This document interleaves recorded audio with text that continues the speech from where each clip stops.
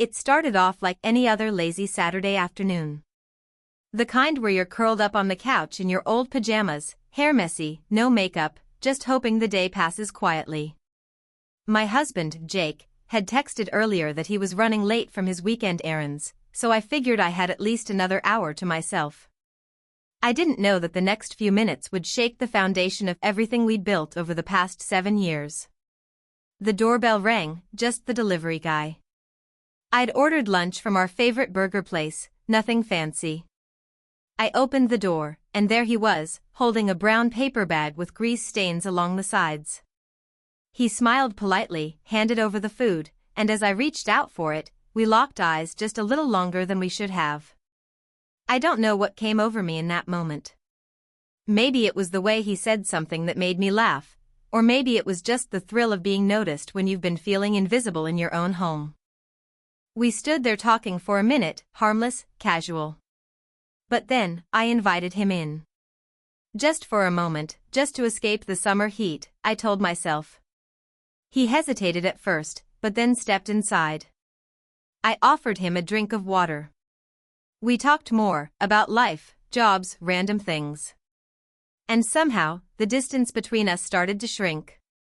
There was nothing planned. Nothing even meant to happen.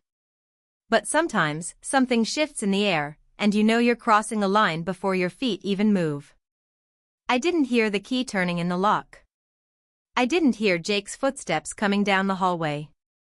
It wasn't until I saw his reflection in the hallway mirror, standing there frozen, eyes wide, holding the grocery bags in both hands, that everything stopped. My heart dropped. The room went silent, the air thick with something I couldn't describe. Jake's face didn't show anger right away. It was something worse. It was shock. Confusion. A kind of quiet devastation that stung more than shouting ever could. The delivery guy turned instantly, stepping back, his face turning pale. Jake didn't say a word. He just stared at me, like he was trying to understand what he was seeing. I couldn't move. I couldn't speak. My mouth opened, but no words came out. My hands trembled around the drink I was holding. That moment, those few seconds, felt like a lifetime. And that's how it all started. One simple afternoon. One harmless moment. One door left open too long. You might think you know where this story goes. But trust me, it's not that simple. Because what happened next wasn't just about a mistake. It was about everything that had been broken long before that doorbell rang. And when Jake finally did speak, what he said changed everything. But I'll tell you that part, in the next episode. Jake just stood there, like time had frozen him in place. The silence in the room was louder than any argument we'd ever had. The delivery guy mumbled something under his breath and slipped out the door, leaving it slightly ajar behind him. Still, Jake said nothing. He didn't yell. He didn't demand an explanation. He just stared at me, his eyes heavy with something I couldn't quite name, like disappointment mixed with disbelief. I set the glass down on the table, my hands shaking. My voice cracked when I finally managed to speak. Jake, it's not what it looked like. I knew even as I said it, the words sounded hollow. I could feel the weight of them crashing before they even left my mouth. He blinked slowly, like he was forcing himself to stay calm.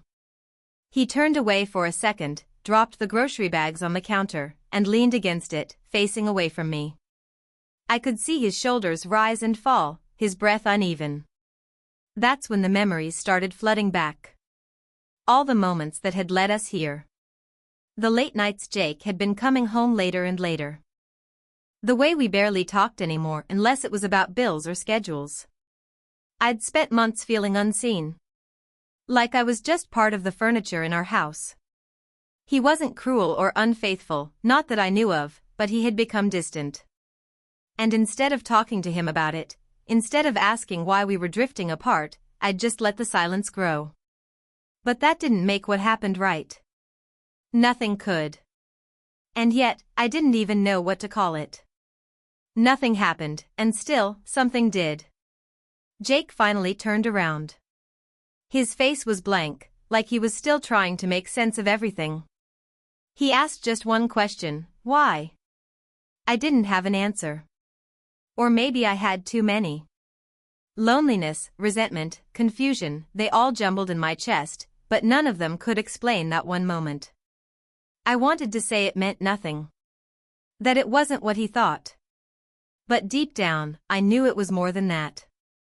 Not because of what happened, but because of what it revealed. That moment cracked something wide open between us. And once it's cracked, you can't pretend it's whole anymore. But the truth? That moment wasn't the real beginning. It started long before that day. And what came after was even harder to face. Jake didn't sleep in our bedroom that night. I heard the guest room door click shut sometime after midnight. The silence between us stretched longer than it ever had before, like we were both afraid that if we spoke, everything would shatter completely. I lay in bed staring at the ceiling, wondering how one moment, one tiny, reckless decision, had taken us to this point. But the truth was, things had been breaking long before that. The next morning, he was already gone. No note. No call. Just his empty coffee mug in the sink and the silence that followed him out the door. I didn't know if he needed space, or if space was just the start of him slipping away for good. I spent the whole day replaying everything in my head. The way we used to laugh about nothing. The inside jokes. The weekend trips that felt like adventures. How had we gone from that to this? As the day wore on, I got a text from my friend Lena. She had always warned me that marriage takes more than just love, it takes attention. You two used to be so in sync, she'd said once. But lately, it's like you're in different time zones. I never took it seriously until now. I hadn't told her about what happened yet. I wasn't even sure how. How do you explain to someone that the man you still love caught you in a moment that could break him? Later that evening, I scrolled through my old texts with Jake. Photos from happier times. Smiles that now looked like strangers. And that's when I found one message I hadn't noticed before, from 3 weeks ago. It was short. Can we talk tonight? I never replied. I didn't even remember seeing it. Maybe I'd been too caught up in my own disappointment to realize he was trying. That he'd already felt the distance too. Meanwhile, the delivery guy, Mark, messaged me. Just a simple, awkward apology. I didn't mean to cause trouble, he wrote. I shouldn't have come in. I didn't reply. Because deep down, I knew the trouble wasn't him. It was what he walked into. It was the mess I hadn't cleaned up for months. Jake hadn't mentioned what he planned to do next. But something told me the quiet was only the beginning. And whatever came next wasn't going to be easy. The next few days were unbearable. Jake came home late, barely spoke, and when he did, his words were short and distant. The space between us grew heavier with every passing hour. It felt like living with a stranger, someone who used to know me better than anyone, now barely looking me in the eye. I tried to start a conversation once, standing at the edge of the hallway while he brushed past me. Jake, can we talk? He paused, looked at me for a second like he wanted to say something, but then just shook his head and walked into the other room. The door clicked shut again. That silence was louder than anything. What made it worse was not knowing what he was thinking. Was he considering leaving? Was he just waiting for the right moment to say it out loud? Or was he already making plans without telling me? My chest felt tight every time I heard his keys in the door, wondering what version of him would walk in next, silent, hurt, angry, or worse, indifferent. I started catching myself doing things just to feel normal, cooking dinner even though he wouldn't eat, folding his laundry even though he hadn't asked. I didn't know if I was trying to fix something or just hold on to whatever was left. Then one night, Jake came home earlier than usual. He looked exhausted, but something about his expression had changed. He sat on the edge of the couch without saying a word. I sat across from him, heart pounding. It was the first time in days that we were in the same room without one of us walking out. He reached into his pocket, pulled out a small envelope, and placed it on the table between us.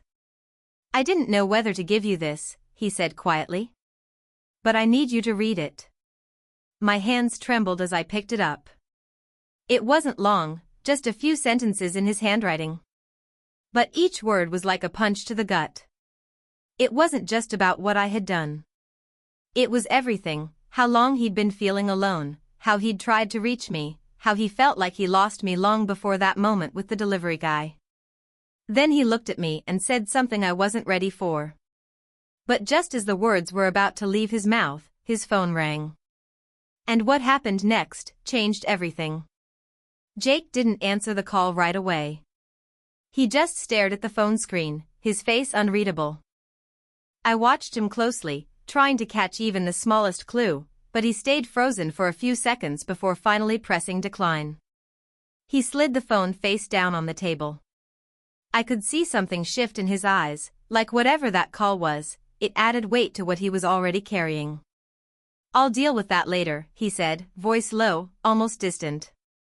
"Right now, we need to finish this." But before he could say anything else, the phone lit up again. Same number. This time, he picked it up without a word and walked into the hallway. I could only hear bits of his voice through the walls, muffled but tense. My heart pounded with every second he was out of sight. I didn't want to be suspicious, I didn't even feel like I had the right to be, but something about the way he reacted made my stomach twist. After a few minutes, Jake came back into the room, not saying anything. He grabbed his car keys and started heading for the door. "Wait, where are you going?" I asked, stepping in front of him. He hesitated, then finally said, "That was my sister. She said she saw you 2 weeks ago, with someone." I froze. "What?" "She didn't say much," he continued, "but she saw you at a cafe downtown. Said it looked more than friendly." I blinked, trying to think back. 2 weeks ago. That day with Lena? Or, no. Wait. There was that one afternoon when I met up with an old coworker for coffee. An innocent catch-up, nothing more. But suddenly, even that felt loaded. "That wasn't what she thinks," I said quickly. "It wasn't what it looked like." Jake looked tired. Tired of hearing those exact words. "That's what you said last time." "I swear, Jake, there's nothing going on. You know me." "That's just it," he replied. "I used to think I did." There was a pause. The kind of pause where too many emotions are trying to speak at once. Then he said, "And I haven't been honest with you either." That stopped me cold. He looked straight at me, eyes full of something I couldn't read. Guilt? Fear? Regret? "I've been getting calls," he continued. "From someone you don't know. Someone who says they know things about us. About you. About that guy." My chest tightened. "What are you talking about?" Jake stepped closer and lowered his voice. "They said there's more to this than just a bad moment. They said you've been lying for longer than I think." My legs felt weak beneath me. "I didn't believe it," Jake said. "But now, I don't know what to believe anymore." Everything I thought I was holding together began to unravel. And that's when the knock came at the door. A knock that neither of us was expecting. And everything after that flipped the story completely. We both stood frozen as the knock echoed through the room. Jake looked at me, as if trying to read my reaction. My heart was pounding in my chest, and I had no idea who would be at the door, or what was about to come next. Without a word, he stepped forward and opened it. And there he was. Mark, the delivery guy. Jake didn't say anything. He just stared at him, jaw clenched, eyes narrowed. Mark looked nervous, holding his phone in his hand like it was a shield. "I'm sorry," he said quickly, glancing at both of us. "I didn't come to make things worse. I need to clear the air. I wanted to disappear." Jake didn't move, but his voice was calm and firm. Clear the air? You walked into my home, talked to my wife like you knew her, and now you're knocking on my door again? Why? Mark hesitated, then handed Jake the phone. Because someone's been texting me too. Threatening me. Saying I was going to get exposed. I didn't even tell anyone what happened, because nothing happened. I was at the wrong place at the worst possible time. Jake looked down at the phone screen. The messages were there, unknown number, aggressive, warning him to stay quiet or face consequences. I stepped closer, feeling a cold chill wash over me. That number, I whispered. Is that the same one that's been messaging you? Jake nodded slowly. Yeah. Same one. It didn't make sense. Who would want to stir things up like this? Who would even care? Then it hit me. Lena. My best friend. My only confidant. The one I told everything to, every frustration, every lonely night, every fight Jake and I had. She knew about the coffee meetup, about the way I'd been feeling invisible. She even knew about the moment with Mark, though I never gave her details. Jake's face changed when I said her name. Lena, he repeated. Why would she? Because she's been in love with you for years, I said, the words leaving my mouth before I even fully believed them. She never said it, but I saw the way she looked at you. Every time she came over. Every time we talked. She waited for me to screw things up. Jake looked stunned. So, all of this? She set this up? Mark nodded. I don't know her, but the texts, they weren't random. Someone wanted this to explode. Everything clicked into place. The warnings, the silence, the phone calls, Lena wanted to break us. Jake closed his eyes for a long second, then looked at me. I was ready to walk away. I thought I couldn't trust you anymore. I know, I said quietly. And I almost gave you a reason to. He didn't say anything else. He just reached for my hand. But before I could breathe, his phone lit up one last time. And the message read, "You're too late. It's already done." Jake stared at the screen for a long moment, his thumb hovering over the message. The words hung between us like smoke, "You're too late. It's already done." 100 possibilities ran through my mind, but none of them prepared me for what came next. He opened the message thread and scrolled up. There were dozens of messages, most from the same unknown number. Threats. Lies. Twisted versions of our life fed to him piece by piece.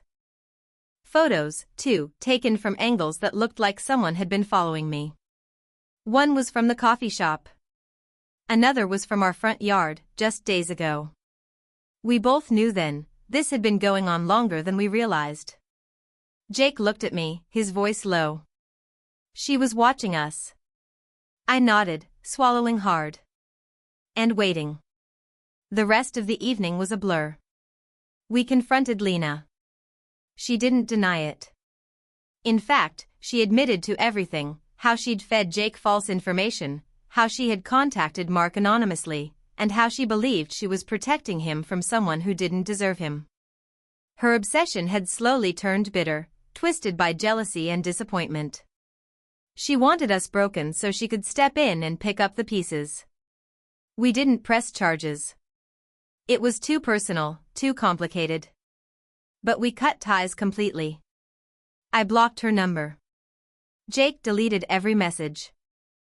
And for the first time in weeks, we sat in silence that didn't feel like punishment, it felt like the start of something new. The road back wasn't easy. Trust, once cracked, doesn't just snap back together. But we talked. Really talked. About the distance, the hurt, the nights we both felt invisible. We agreed to try, not because it would be simple, but because it still mattered. We still mattered. Mark never showed up again after that night.